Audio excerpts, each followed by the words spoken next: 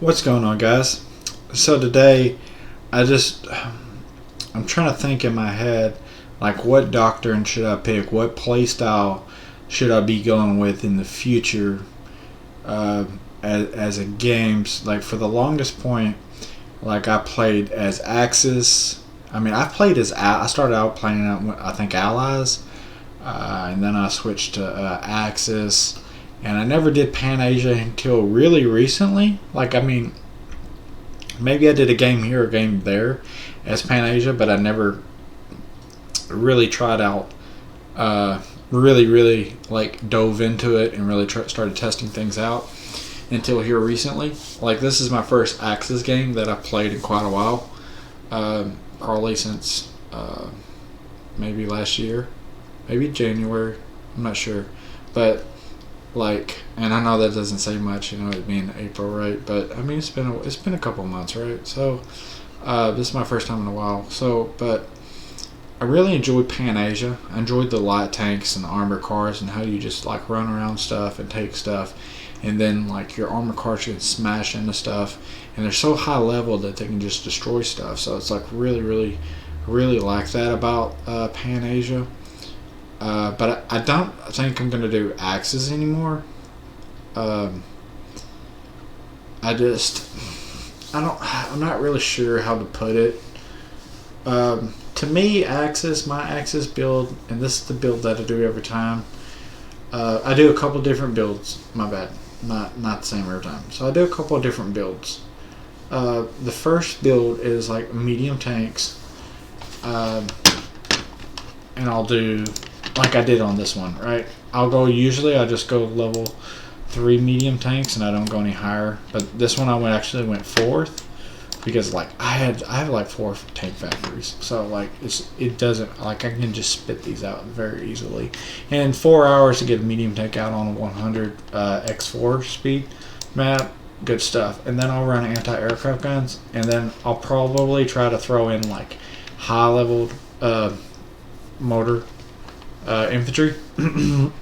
Very useful to take out the infantry, and as well as anti-tank guns, and then the medium tanks will take out everything else, and then anti-aircraft SP self-propelled anti-aircraft guns will take out any Air Force, and apparently not atomic bombers for whatever reason. Yeah, your boy is still upset about that. And then usually I run like naval bombers, but this game I don't know what I did. I didn't do anything. Like, I just didn't do naval bombers, but I'll do interceptors. Like, I got like really high interceptors. I got good tactical bombers ish. I mean, it's very late in the game. And then I got maxed out attack bombers. For Navy, level subs is what I usually do, but I needed a Navy to go over into America, so I had to build a Navy, but I did subs the entire game, and that was it. Nothing. I did this, and that's it. Usually I'll do this too, like on the other build, but I'll get to that in a minute. Okay, so I did some artillery, yeah, for SP artilleries, but that's for this other build. Again, for this other build that I wasn't showing, because I did both because I just wanted to. So the other build is like a stack where you just do a lot of Tiger tanks, mostly because they look freaking awesome, dude. It looks so good. I love the Tiger tank. But this tank, like, people make fun of it and they'll go, "Oh, it's dumb. It takes all this to build, all these resources, and then you make it, and it costs so much to build, to produce it, and all these negative things," which it does take a lot. Actually more oil than iron, which is the opposite for the medium tanks. So like, they'll use more iron, I believe. Yeah.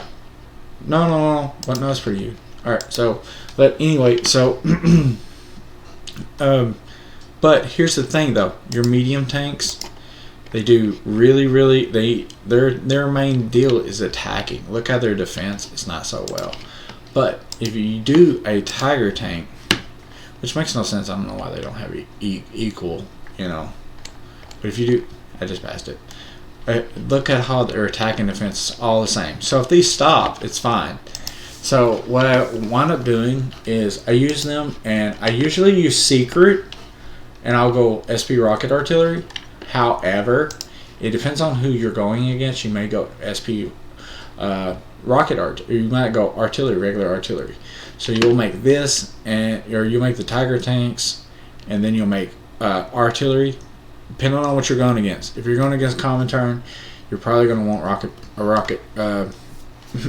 rocket, self-propelled rocket artillery. I get it out there eventually. And then, but if you're facing against allies, you're dealing with armor, so you got to get these SP or these regular artillery.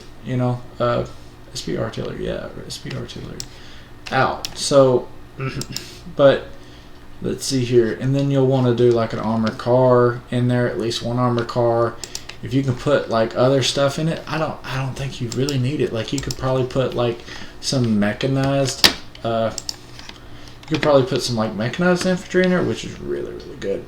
You definitely want to put SP anti-air in there, but But I think about it, these are so slow that you could just do 34 speed. This might be way better if you could put like level 3. Maybe these would be fast enough. It is fast enough. Okay, cool. So what you can do, you can actually do this if you wanted to, between like this and this, or this and this. But you might just go and do this. And this would be really, really strong. However, you wouldn't be able to use the medium tanks, right? So, sacrifices, right? And the medium tanks is what you get the boost for. So, of course, you'd run, naval bombers. Everything else is the same that I can think of. Yeah, everything else would be the same. It's just that you wouldn't build medium tanks, and you wouldn't build motorized infantry. You would build mechs and heavy, right? So that's what my 2 builds have been. So, but I'm thinking I'm gonna switch from that. You could also throw railroad guns into it, which is hilarious. It would be good. Really, really good. Really strong. It would be like an indestructible stack, and people would just have to go around it. But like if you were like here in Saudi Arabia, and like your opponent was up here, and you built like infrastructure up to like this point, and this point, like you could like have infrastructure through here, and then you could just fire on them and kill all their stuff because you have like a 10 stack of level 2 railroad guns or something like that. Yeah, it would be sick. It would really be sick. You'd want to get them trapped somewhere. Somebody had me like that one of these games where they had like a level 5 fort here, and then they just like I would try to deal with it, and I couldn't deal with it. It's such a pain in the butt. And then sometimes let me know, comment below if you've ever been out found somebody who just completely built against whatever you're playing. And that's what was happening in that game. I was completely built against that. So it was not fun. I lost that game. That was a couple years back. That's when everybody was running railroad guns, or started to run railroad guns. But anyway, let's move on to Pan Asia. So the Pan Asia build, I was running a lot of armored cars, maxing those out, as well as the light tanks. Mixing those with some SPAAs and trying to max those out as quickly as possible as well. Let's see here. I ran a good Air Force. Like I had fighters, I think strategic bombers, tactical bombers. I don't know if I had attack bombers. I may have, but I'm not sure. What I try to do is I try to pick. Now you guys don't steal my stuff, all right? Do not steal my stuff. Or my ideas. Malclick, whatever. He's in here and he's like completely landlocked and like nowhere near the ocean. He's like somewhere. He's like right in here above the Tibet. Like I always pick him because then I don't have to build a navy because I can't, and I'm nowhere near the water. So like people look at it as a disadvantage. They want to be near the water or whatever. But like if you don't have to build a navy, that's less resources you have to contribute to other things. So that's a big W versus like if you were like Korea or China, you have to have a navy. Like especially Korea. Oh my gosh, you have to have a navy so bad. I'm not picking Korea ever again. or Japan for that matter. Not that I could, because Japan gets picked so quick for whatever reason. But Mount Click doesn't seem to be getting picked. It has like 2 iron facilities, industries, and like it's, to me, it's ideal for a Pan Asia player. And then you're like stuck between all these people, and like make friends with Tibet because he wants to go into the mountains, and then go straight to the left and just start smashing into people. I mean, it's just, I mean, not always do I go left, but you know, it really depends on the situation. But you know, I think this is it right here. Like, yeah, I think this is it right here. I think this is their like 5 little cities right here, and they're stuck together. Like they're really close together, so easy defense. Most of their land right here, like the stuff to the south, is like really strong mountains, like really slow terrain, so it's like not a big deal. So it's easy to defend. Like they're but if you go over here, like these are plains. And what is your, so like you can, so what that means is like you can move to your land quicker. Like any kind of defensive positions, you can move to that a lot quicker. And you're Pan Asia, so like take that in consideration when you're playing, because like if you have a forced attack, like infantry get boost there. Like you get so much terrain bonus when you pick. There's another one forced there. So you can really do a good strong defense. Like it's my favorite. I think I'm gonna pick them next. I think I just talked myself into it. Yeah, I think I'm gonna pick the. Yeah, I'm definitely gonna pick the Pan Asia, and I'm picking Malkra. Man, click next. But let me know what you guys think. I was also thinking allies, but I really kind of burnt out on allies. Just really the same as axes. I'm really just kind of burnt out on both. I think I'm just going to focus on the Pan Asia build and really just try to break it down and try to come up with the best build I possibly can make with the Pan Asia build and see what I can't do. But anyway, guys, let me know down below what's your favorite Doctrine to play as, and have you played as Pan Asia? Have you played as Axis? What have you not played at Doctrine wise? And if you're just beginning the game, here's a quick tip for you.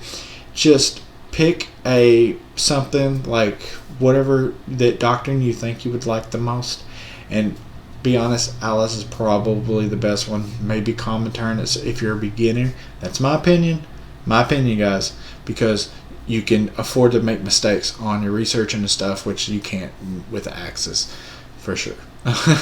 So, and probably not. In Pan Asia, their troops kind of die pretty quick because they're weaker and stuff. So, you gotta be on a lot with Pan Asia. So there's that. So allies or Comintern is probably where I would pick. Comintern for a whole lot of troops, not much upkeep, and allies because you get the cheaper research, the cheaper upgrade, and you can make more mistakes that way and not have to worry about it. So but anyway, that's a quick tip for you beginners out there, and thank you guys so much for watching. Until next time.